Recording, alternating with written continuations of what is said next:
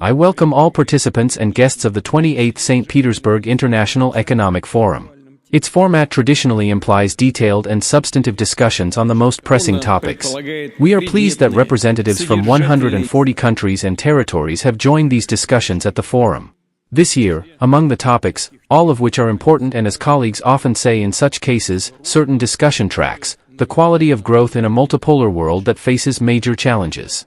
These include tectonic shifts in the global economy and demography, including the dynamics of the world's population, as well as social and geopolitical tensions, which are manifesting through crises and regional conflicts that flare up rapidly.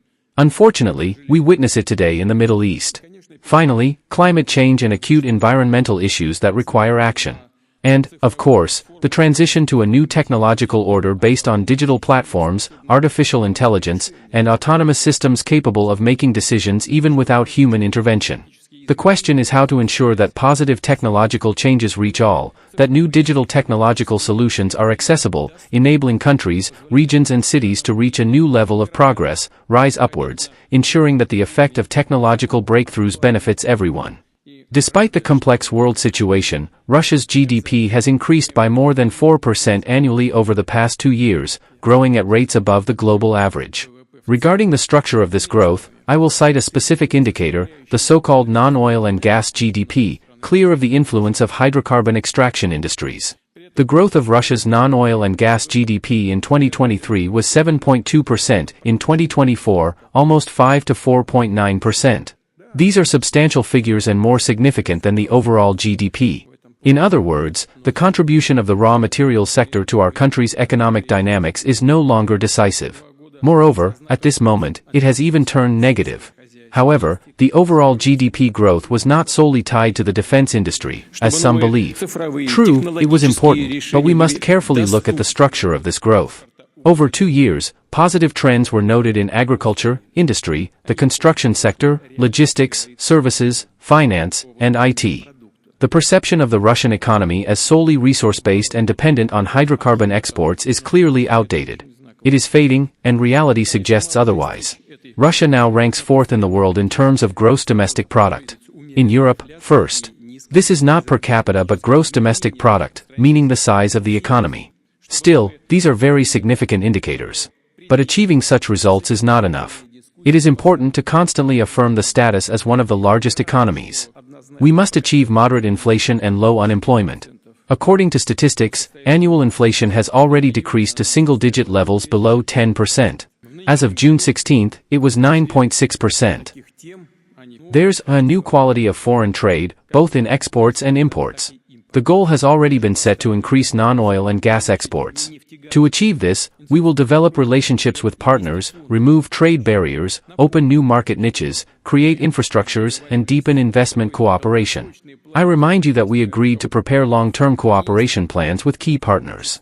A good example of such work is the Strategic Cooperation Plan with the People's Republic of China until 2030. Preparation of action plans, including with countries such as India, should be completed soon. In Russia, on the contrary, we need to focus on producing more technologically advanced, complex goods and services with a higher level of automation, with high added value, which will also contribute to improving the quality of employment in our country. And, of course, together with the partners from the Eurasian Economic Union, we will adjust customs and tariff policies to stimulate the formation of new production chains, the transfer of advanced technological solutions to our countries, which should also help improve the quality of employment and create high-paying jobs in Russia. Where possible, it is necessary to achieve the integration of the defense industrial complex with the civilian sector, to establish the production of dual-use products, and, frankly, it doesn't need to be established, because some things are inherently dual-use, which are in demand in the maritime, river technology sphere, in aviation, electronic industries, in the production of medical equipment, in agriculture, and so on. I can say more. We need to move away from dividing companies into purely defense industry and enterprises working exclusively in the civilian segment. Implementing surveillance and control systems using artificial intelligence has drastically reduced the number of offenses, say, in Moscow, as well as the use of inexpensive unmanned aerial vehicles, which have become an effective means of destroying expensive equipment. We will, of course, also take into account our own negative experiences. Everything goes into the treasury for making the right decisions in the necessary direction for us. Overall, our defense industrial complex has gained a good pace. Companies and industries have increased their output, mastering new types of weapons and military technology. And again I emphasize, we will use new technological bases to enhance the combat capabilities of the Russian armed forces, modernize military infrastructure facilities, equipping them with the latest technology, samples of weapons and equipment that have proven their effectiveness in practice, in combat conditions. At the same time, we intend to develop military technical cooperation with friendly countries.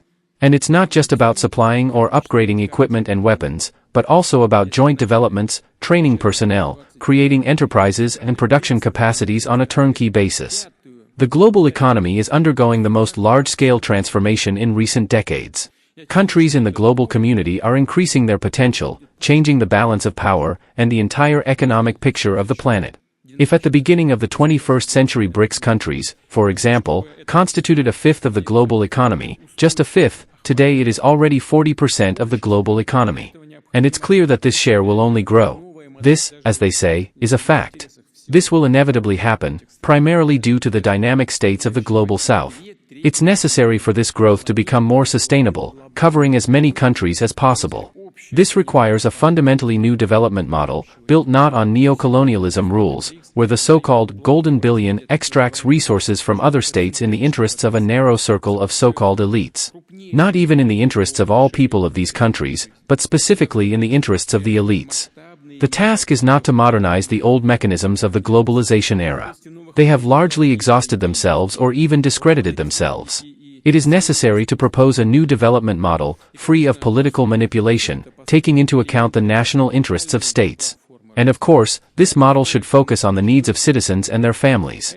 At the BRICS summit, by the way, which took place last autumn, as I mentioned, last year in Kazan, 35 countries, representing nearly two-thirds of the planet's population and half of the global economy, expressed a common understanding of approaches needed for the future world. Even today, BRICS countries set the bar in the development of so-called human-centered industries. Major projects are being launched to improve living environments. The BRICS states are implementing large-scale initiatives in nuclear energy and aviation, in the field of new materials and the IT industry, in robotics and artificial intelligence. And of course, we pay special attention to strengthening ties within BRICS. The mutual trade turnover of our countries has already exceeded $1 trillion and continues to grow. All this, in essence, is building blocks of a global growth platform, and they are based on key BRICS principles, which are consensus, parity, consideration of each other's interests. And most importantly, openness to everyone who wishes to join this work. Because the wider the circle of states involved in the formation and development of such a platform, the more stable and effective it will be. The greater benefit it will bring to all who understand their responsibility to the future and to future generations of their countries. Russia invites partners to contribute to the formation of a new global growth model.